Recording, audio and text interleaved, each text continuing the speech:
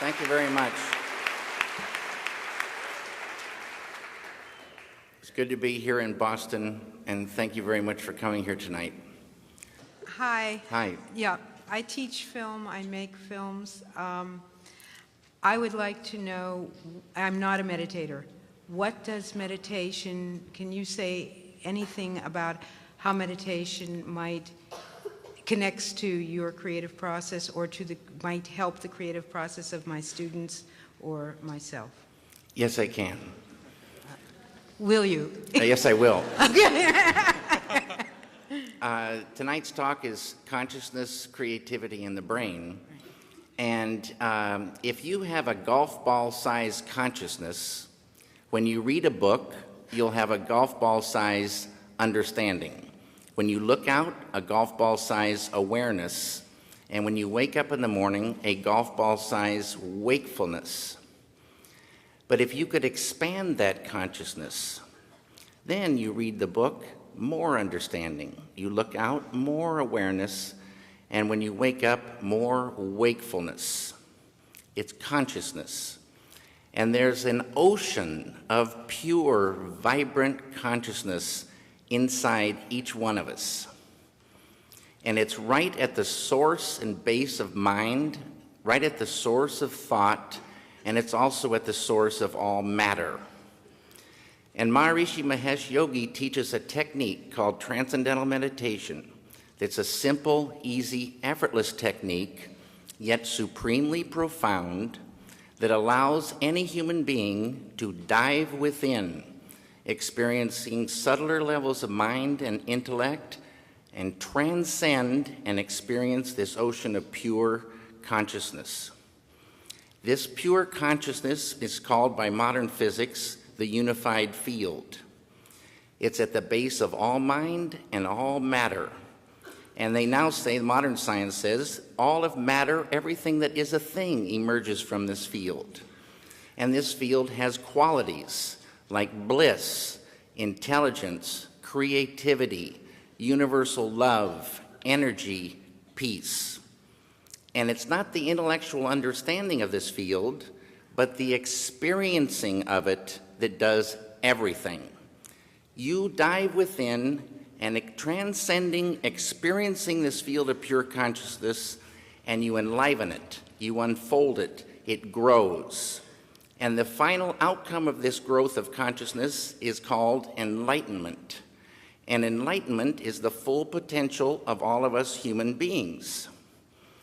And a side effect of enlivening this consciousness is negativity starts to recede.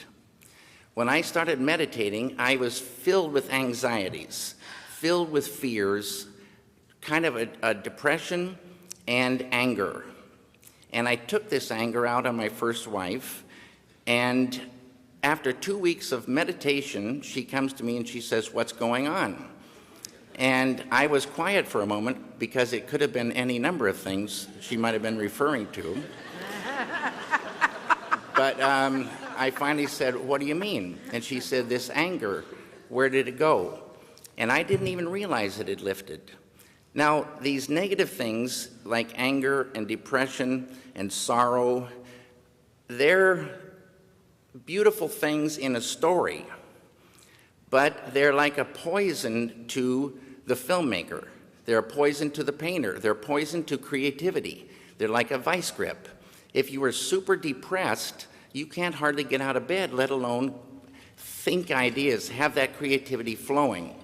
So it's money in the bank to get that beautiful consciousness growing, which is flowing creativity, the ability to catch ideas at a deeper level.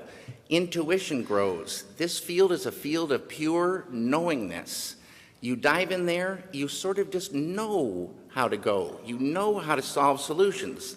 It's like an ocean of solutions. And you can just feel this thing growing. But the ultimate thing for me is the enjoyment of the doing, the enjoyment of life grows huge. I love making films now more than ever before. Ideas flow more. Everybody has more fun on the set. Creativity flows. There's no, people look like friends and not like enemies. It's a beautiful, beautiful thing, and it's us. In Vedic science, this field of pure consciousness is called Atma, the self of us all. At that level, as Dr. John Hagelin would tell you, at that level of life, we are all one. We're one. Diversity up here, unity down below. It's a great thing for the filmmaker. Thank you.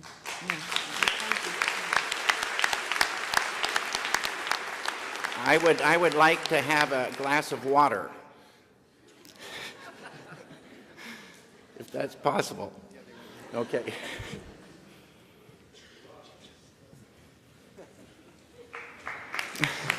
Hey, Jay, bless you, man. This is Jay, my friend and assistant. It's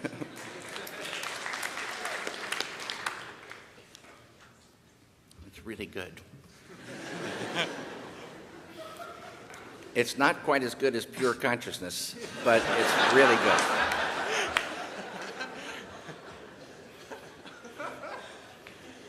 Hello. How you doing? Not bad. How are you? Good. Oh, my name is Alex Harvey. I've been meditating for a while. I want to know if there was a moment where you realized the effect that pure consciousness had on your work. Right from the very beginning. And like I said, I might have been, I think I had so many anxieties and fears, and I felt those lifting. And bliss is a thing in this field, the unified field. Bliss, they say, is the sweetest nectar of life. Bliss is physical, emotional, mental, spiritual happiness. And you can vibrate with this bliss. And it's this happiness from within. They have a saying, true happiness isn't out there, true happiness lies within. And I always wondered, where is this within? And they don't say where it is. And then they don't even say how to get to it. This is the beauty of this technique. There's lots of forms of meditation, but with transcendental meditation, to me, the key is the word transcend, to dive all the way in. It's a huge realm between the surface of life and this fundamental pure consciousness, but it's there. And when you're in it, you know you're in it. It's familiar, but it's you. And right away, a happiness, but it's not like a goofball happiness. It's a thick beauty. It's a thick beauty to appreciate life and living. And why suffer? Suffering starts to go. And people say, well, you got to have anger. You got to have an edge, to create. You got to know about anger. You got to have energy. You got to have clarity to create. You got to be able to catch ideas. You got to be able to be strong enough to fight unbelievable pressure and stress and the whole thing in this world. That will lift, because this whole thing is tied to world peace, but it's going to be a better world, but it's still a very tough world. And this just gives you more and more and more ability to say, it just looks beautiful. It's way, way, way, way better. And this happened right away. Thank you. You bet.